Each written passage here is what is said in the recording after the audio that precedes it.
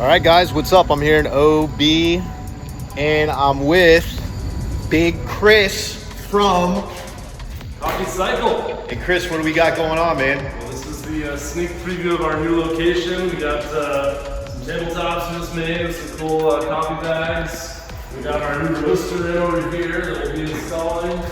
And we're putting in a whole cafe in here. We're doing a whole service counter over here with drinks, sandwiches, hopefully do some mocktails pretty soon. We got a whole roasting production area over here.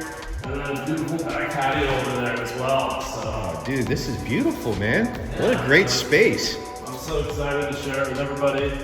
You know, just this is building awesome. this picnic table and we got this cool What space. what are you thinking open date? Probably like August sometime. Yeah, Okay. hopefully, you know, early to mid-August, but we'll see, you know. Sweet, Got the man. Permits yesterday. And what's the address down here? 4856 Voltaire. Awesome, brother. Dude, you're awesome.